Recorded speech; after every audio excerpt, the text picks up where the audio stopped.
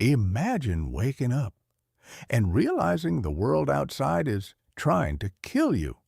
The temperature is dropping, the wind is becoming stronger, there is no house, no electricity, no heater, no supermarket waiting around the corner, and somewhere beyond your shelter, a predator could be searching for its next meal. For us, extreme weather can mean an uncomfortable day. For early humans, it could mean the difference between life and death. Our ancestors evolved during a period of major environmental instability. Climate shifted between colder and warmer conditions. Some regions became wetter, others became drier. Grasslands expanded and disappeared. Forests spread across landscapes and then retreated. The challenge wasn't simply surviving one freezing night or one scorching day. The real challenge was adapting when the environment itself kept changing. And somehow, our ancestors managed to do exactly that. Not because humans were physically stronger than nature, but because they could change their behavior.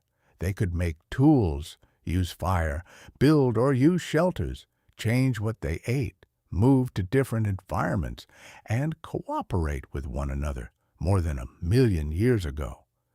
Members of the genus Homo had already expanded beyond Africa into parts of Asia. That meant they were encountering environments very different from those of their earlier African ancestors. Grasslands, forests, mountains, wetlands, hot regions, and areas with strong seasonal changes. Archaeological evidence shows that early humans were remarkably flexible. Instead of depending on one specific environment, they learned to adapt to many, and one of the most important technologies in that story was fire. Fire could provide warmth, it could help process food, and it could make a cold environment much more manageable. But fire wasn't enough. When temperatures dropped, the human body still had limits. So our ancestors needed another solution: shelter.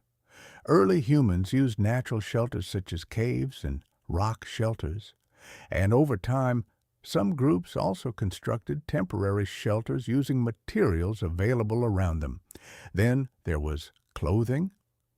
We don't have preserved clothing from most of human prehistory, but archaeological evidence and indirect evidence suggest that humans were making and wearing clothing long before recorded history.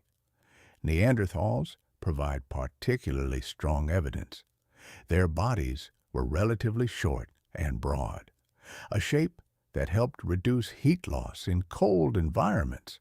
They also controlled fire, used shelters, and had tools associated with working animal hides. In other words, surviving cold wasn't just about having the right body. It was also about having the right behavior, and this distinction is important. Evolution could gradually change the bodies of populations over many generations. But humans also had another advantage: culture. Instead of relying only on biological adaptation, humans could change their surroundings. They could make clothing, build shelters, use fire, create tools, change their diet, and move when conditions became unfavorable. That meant adaptation could happen much faster through behavior and technology than through genetic change alone. But cold wasn't the only challenge. Our ancestors also lived through periods of intense heat and aridity. In some regions, water became scarce. Vegetation changed. Animals moved in search of food and water.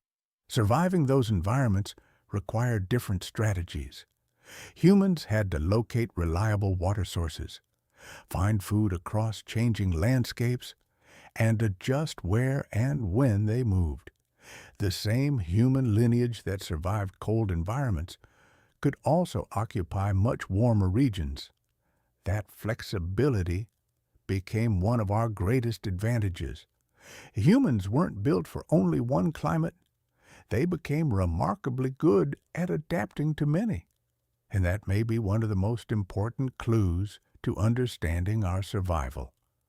Because the greatest threat wasn't always the coldest winter or the hottest summer. It was uncertainty.